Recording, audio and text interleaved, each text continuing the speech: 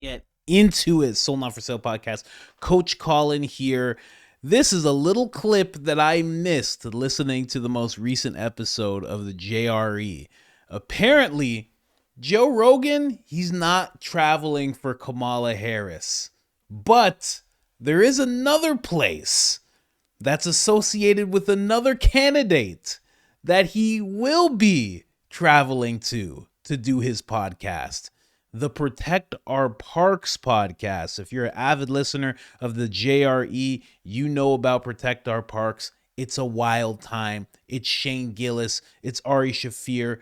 It's Mark Norman, and they get smashed drunk. Now imagine it at this location. Let's get into it. He did well, man. Yeah. He was one of, I know I met him. He used to come up to the studio when we were making the Chronic album with Dre. And I think it was like visiting, I think, with a lot with Eminem. And I don't know if he was doing some other stuff, but he was there quite a bit. He was a cool guy, man. Yeah, he's always at the UFC with Trump. It's hilarious because Trump comes into American Badass. The crowd goes nuts when they know he's there, and then Kid Rock's behind him. It's like the Republican Avengers. Dude, I performed at Mar-a-Lago not long ago. No way. Yeah, I jammed out. I did a Blacks for Trump thing, and it was cool, man. Jeff Dye was telling me he's done stand-up at Mar-a-Lago. How crazy is that? Yeah, he's a genius. I really am. He got a sick operation over that. Mar-a-Lago is insane, bro. I need to check it out. We thought about we do this podcast called Protect Our Parks with Shane Gillis, Ari Shaffir, and Mark Norman. It's a crazy podcast. We get hammered and drink beer out of like this giant freedom. It's like an eagle's asshole you're drinking the beer out of. And we talked about doing one from Mar-a-Lago. We might do that still. That's cool. I'm supposed to go there. I think I'm going to go there for us on the 13th. They're doing some kind of event, like a Roaring 20s vibe dinner, and then like a whole weekend of Roaring 20s, like you wear the outfits. Nah, I'm not gonna, but like bro, that theme. I would wear one of them outfits. That'd be badass. What did they wear? Man, Joe Rogan is going to be doing a Protect Our Parks episode at Mar-a-Lago. This is it, ladies and gentlemen. He's officially mega. That's it. He's going down to Mar-a-Lago. He's going to Florida. He's becoming a part of the cabinet. That's it. He's in. He's part of the deep state cabinet. They have Rachel Maddow. We got Joe Rogan. Shaping reality. Giving us DMT-induced visions and elk sausage dreams. You know what I mean? Oh, I can't wait. Again, if you don't know about Protect Our Parks, this is usually how Protect Our Parks ends up. Yeah, that's all Bud Light. Say what you want about Bud Light. Shane drinks them, and he drinks them by the dozen, as you can see there. And Ari Shaffir throws up next to him because he tries to keep up. It's going to be a wild time. I want to see them get that drunk, and I pray that Trump is there. Oh, I pray. Trump was actually spotted there just recently. You haven't seen Trump much since he got elected. You haven't seen him all that much. He's appointing all these people. He's trying to make things happen behind the scenes. He recently accepted an award, Man of the Century Award, apparently, given to him while he was at Mar-a-Lago. Let's see. Did they say what the award's for? Man of the Century, given by Moms of America.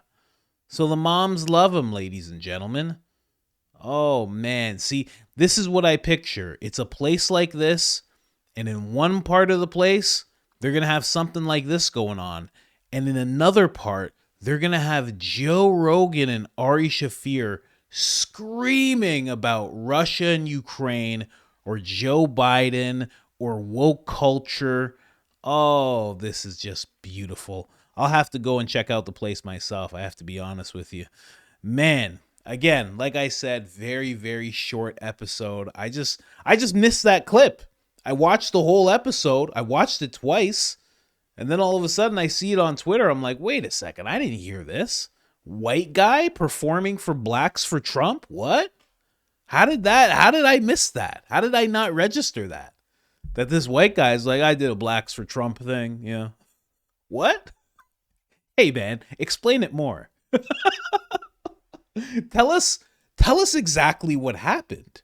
Were you the black? Or were you with blacks? Did you bring the blacks?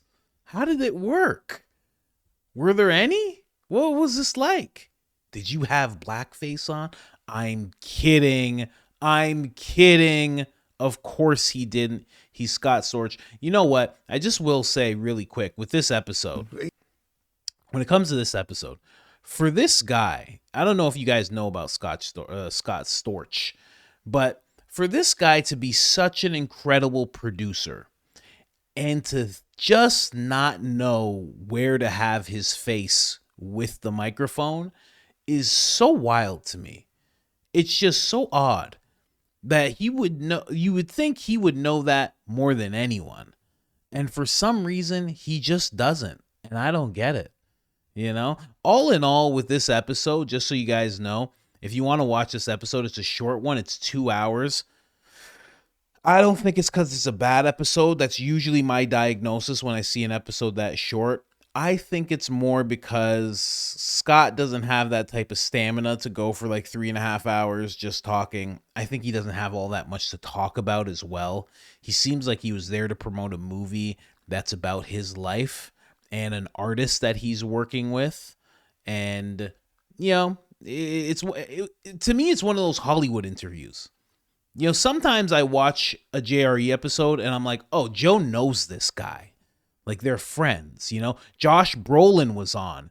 Joe's like, my wife knows this person. He's like, yeah, my wife, I sent the picture. Oh, I know that guy. It's like they actually communicate. They know the same people.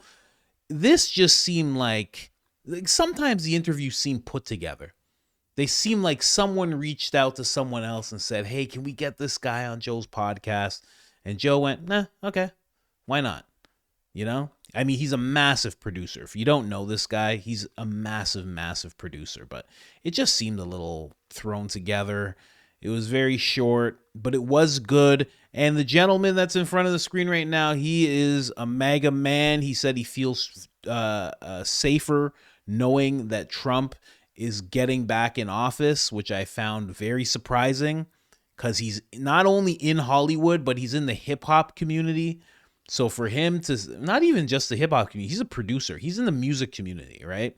So for him to say that out loud is very surprising to me. Most people in Hollywood have to keep that kind of talk down.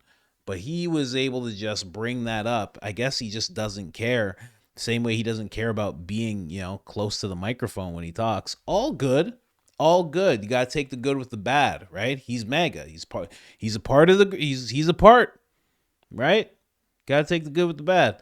But all in all, it was a pretty good episode. Short listen. You can listen to it. Put it on 2 speeds. Just an hour of your time. You can listen to it.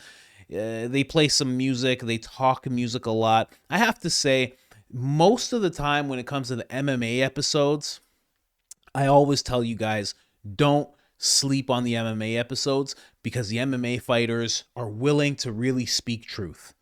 They're willing to really open up about what they think. They have no problem. They're very impulsive, you know? Brain damage. And the fact that they do that so much always makes it a great episode. The episodes where he's like focused on music and stuff, I'm not into it as much.